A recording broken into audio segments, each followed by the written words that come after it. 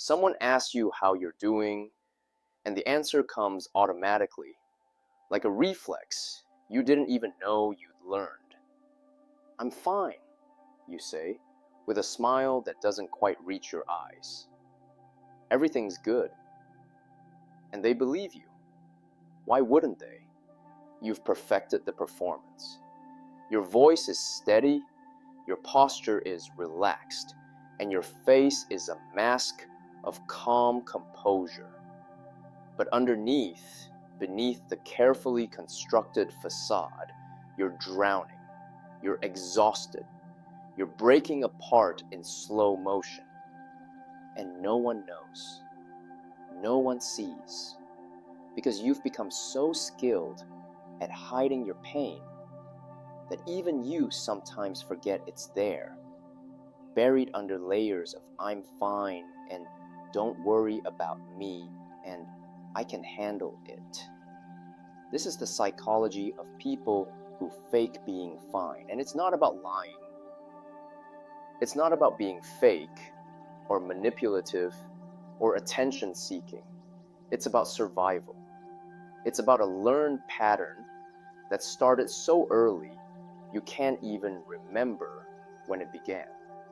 Maybe you grew up in a home where emotions were dangerous, where showing vulnerability meant being dismissed or mocked or punished. Maybe you learned that other people's problems were always more important than yours, that your pain was inconvenient, and that being too much meant being abandoned. Or maybe you just absorbed the message that society sends constantly, that strength means silence, that struggling means failing, and that needing help means weakness. So you learn to swallow it, all of it, the sadness, the fear, the overwhelming exhaustion. You learn to paint over it with a smile and carry on as if nothing was wrong. And here's the cruelest part. People praised you for it.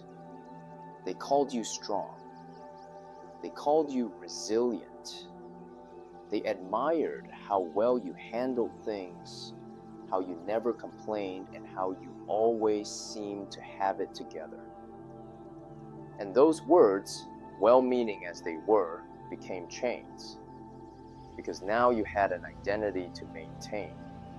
Now you were the strong one, the one who didn't break, the one who everyone else could lean on, because you never needed to lean on anyone.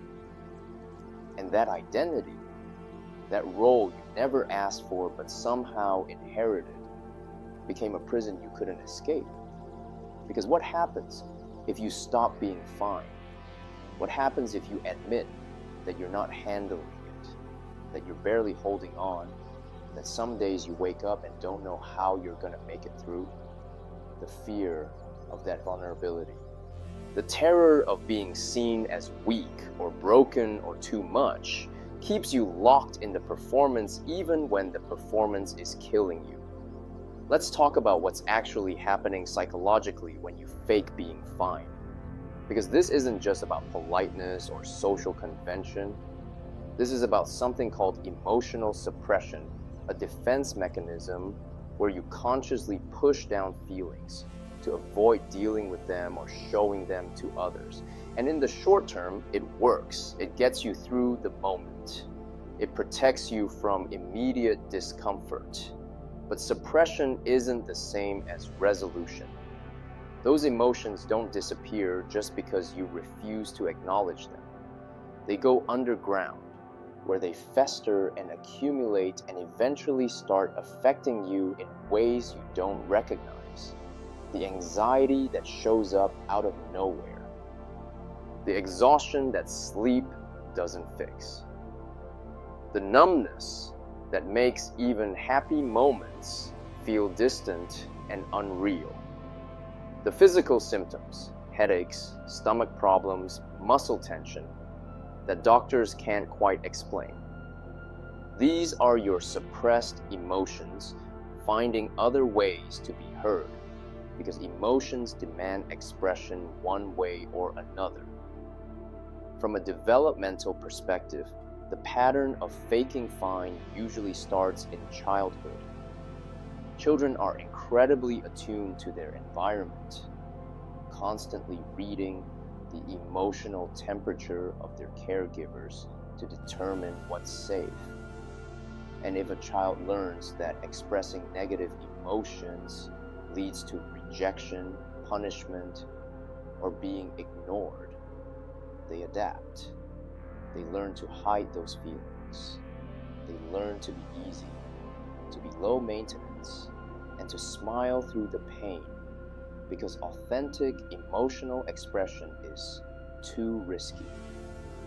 This creates something psychologists call affect regulation problems: difficulty understanding, expressing, and managing emotions in healthy ways.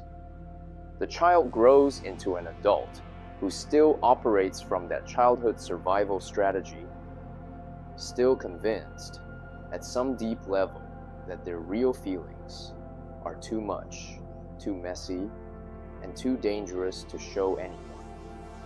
There's also an attachment component to this. If your early caregivers were inconsistent, emotionally unavailable, or overwhelmed by their own problems, you might have developed what's called insecure attachment. You learned that you couldn't count on others to meet your emotional needs, so you stopped having needs, or at least you stopped showing them. You became hyper-independent, self-sufficient to the point of isolation, and convinced that relying on anyone is a setup for disappointment. And this pattern follows you into every relationship. You attract people who are comfortable with your emotional distance because you never demand anything. Or you attract people who need fixing, who need you to be the strong one, which reinforces your belief that your role is to give support, never to receive it. Either way, you end up in relationships where you're performing fine even when you're falling apart, and the distance between who you are and who you pretend to be grows wider every day. What does this look like in adulthood? It looks like being the friend everyone calls in a crisis, but never thinking to call anyone when you're in crisis. It looks like being praised at work for never missing a deadline while you're secretly having panic attacks in the bathroom. It looks like your family thinks you're thriving because you never burden them with your problems, while you're lying awake at night wondering how much longer you can keep this up. It looks like people being shocked when you finally break down because you seemed so together, so fine, right up until you weren't.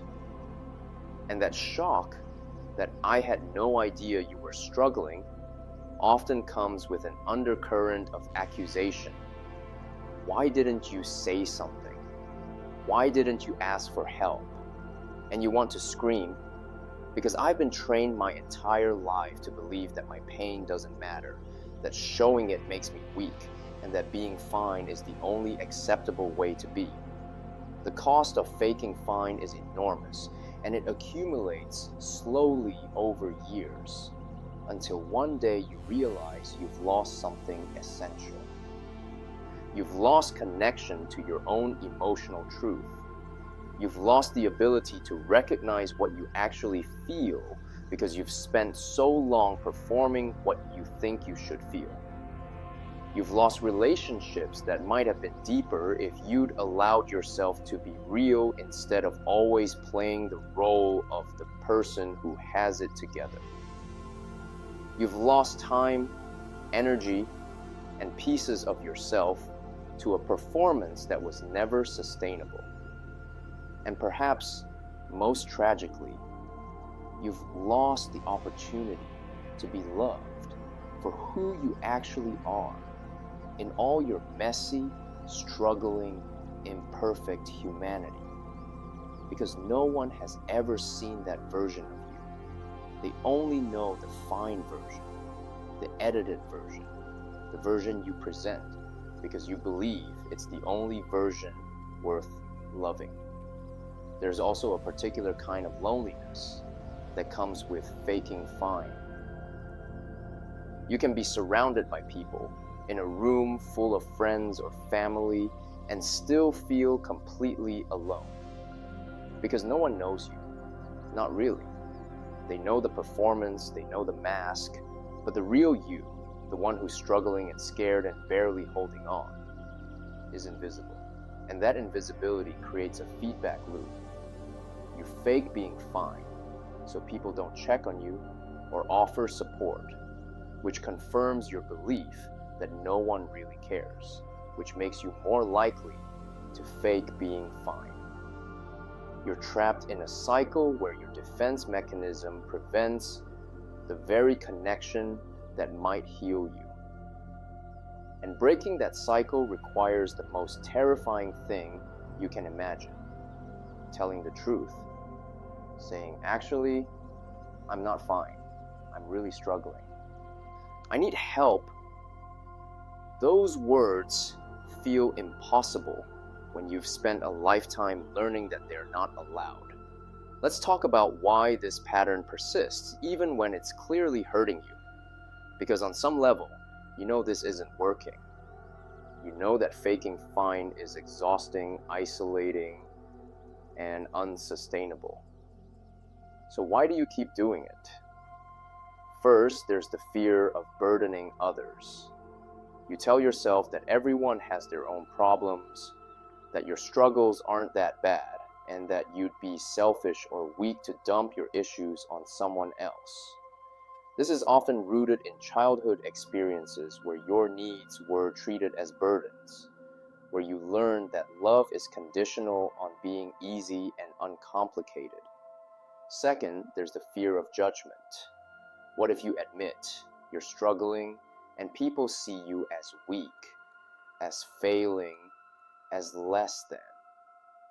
What if vulnerability costs you respect, opportunities, and relationships? This fear is especially strong if you've built your identity around being the strong one, the reliable one, the one who never needs help. Third, and perhaps most insidiously, there's a fear that if you stop faking fine, if you actually let yourself feel the full weight of what you've been suppressing, you'll completely fall apart. That the dam will break and you'll be overwhelmed by emotions you can't control. That if you start crying, you'll never stop. That if you admit how much pain you're in, it will consume you.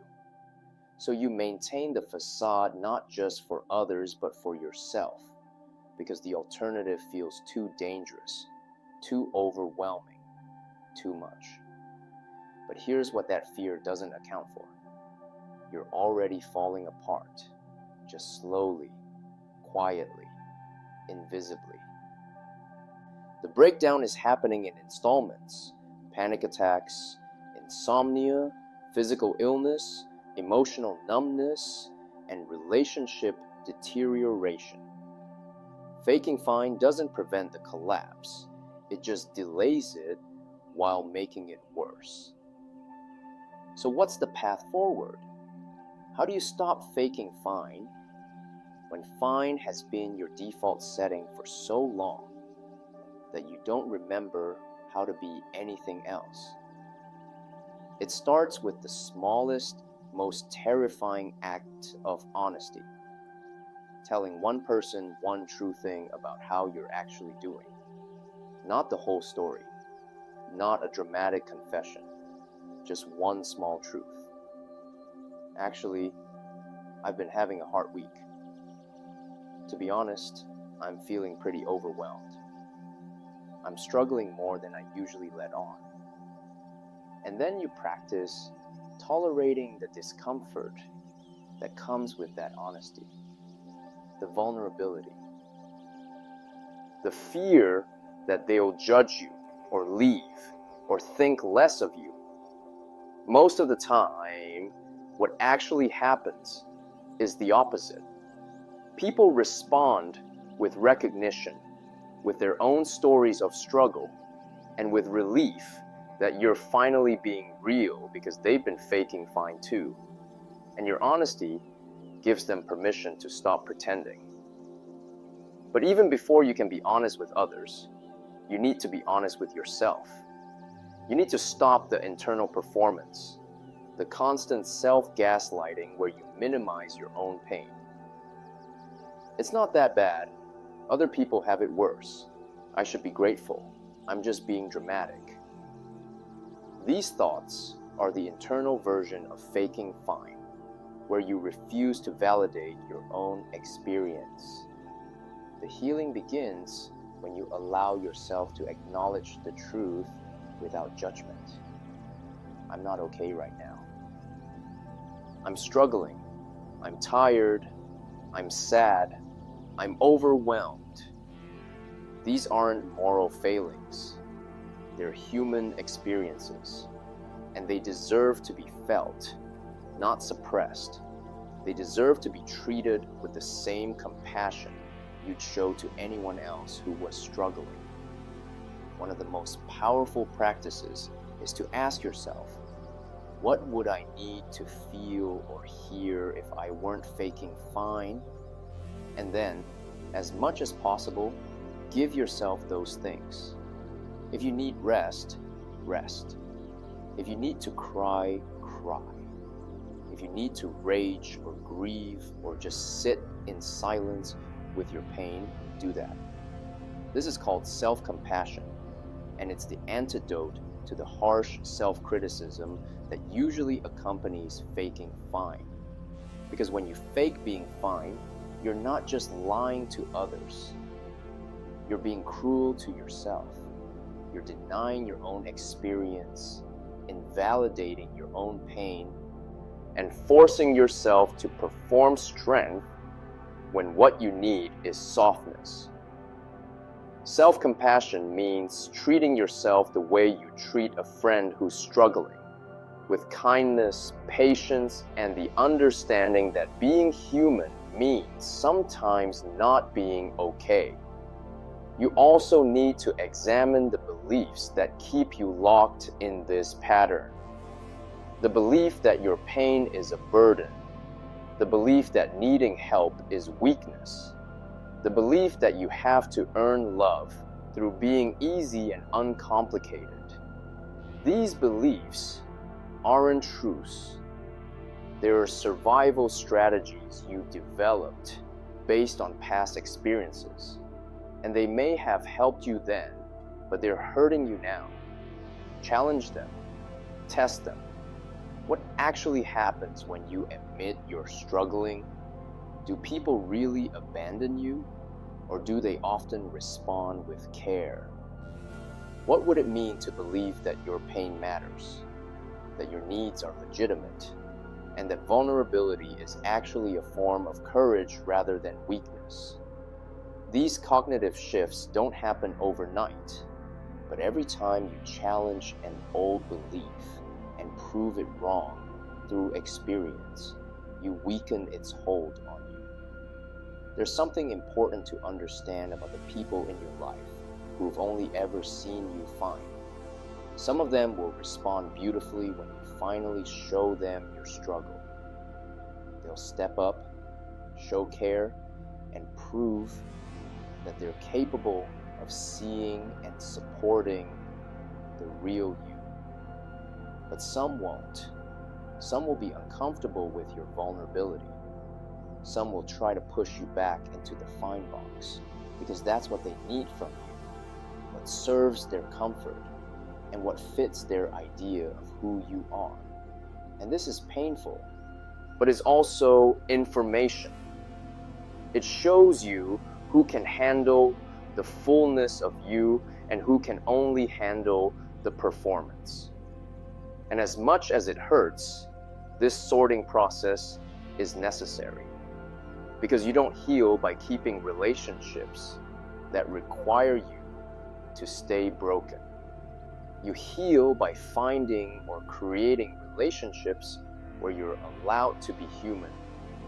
The truth that nobody tells you about faking fine is this: the people who love the real you will be relieved when you stop pretending. They've probably sensed that something was off, that there was a distance between you, that you weren't letting them in. Your honesty, your vulnerability, your admission that you're not always fine, this doesn't push people away. It invites them closer. It creates the possibility of real intimacy, the kind that's built on truth rather than performance. And yes, it's scary. Yes, it feels like standing naked in front of someone and hoping they don't recoil. But the alternative, spending your entire life in a costume, never being truly seen or known, is that really safer? Or is it just a slower, quieter kind of death? So if you're someone who fakes being fine, know this: you're not broken for struggling. You're not weak for needing help. You're not too much for having feelings that are bigger than fine. You're human. And being human means sometimes not being okay. It means having hard days and dark nights and moments when you can't hold it together. That's not failure. That's life. And you deserve to experience it authentically, to be supported through it, and to be loved, not despite your struggles, but including them, as part of the whole complex, beautiful, and difficult reality of being you. The mask of fine was a survival tool. It protected you when you needed protection, but you don't need it anymore. Or maybe you do sometimes, in certain situations, with certain people. That's okay. The goal isn't to never fake fine again. It's to develop the ability to choose, to know the difference between strategic emotional privacy and destructive emotional suppression. To be able to say, I'm fine when you mean it, and I'm not okay when that's the truth. To stop living in constant performance and start living in the messy, scary, liberating reality of being exactly as you are in any given moment. You've been strong for so long. You've held it together through things that should have broken you. But maybe it's time to redefine strength. Maybe strength isn't pretending you're fine when you're not. Maybe strength is having the courage to admit when you're struggling. Maybe strength is asking for help instead of suffering in silence. Maybe strength is being vulnerable enough to let someone see you when you're falling apart. That kind of strength, the strength to be real, to be human, to be imperfect, that's the strength that actually heals. That's the strength that builds real connection. That's the strength that sets you free from the exhausting performance of fake fine. So take off the mask, not all at once, not with everyone, but somewhere, with someone, in small moments. Let yourself be real. Let yourself struggle out loud. Let yourself need. Let yourself be seen as something other than fine. Because you were never meant to be fine all the time. You were meant to be human, and being human means the full range. Joy and sorrow, strength and weakness, together and falling apart. All of it. Not just the parts that are easy or comfortable or acceptable, all of it. And somewhere out there are people who are ready to see all of it, who are waiting for you to stop performing so they can finally meet the real you. Take the risk. Tell the truth. Stop faking fine. and discover what happens when you finally allow yourself to be held in your humanness, exactly as you are. If you've spent your life saying, "I'm fine," when you're falling apart, you're not alone. Subscribe to Dark Psychology Ascent, where we explore the masks we wear, the pain we hide, and the courage it takes to finally be real. Drop a comment and tell us, what country are you watching from? And if you're ready, tell us one honest thing about how you're actually doing. Your truth matters. Your struggle matters. You matter. Subscribe now and stop performing. Start healing.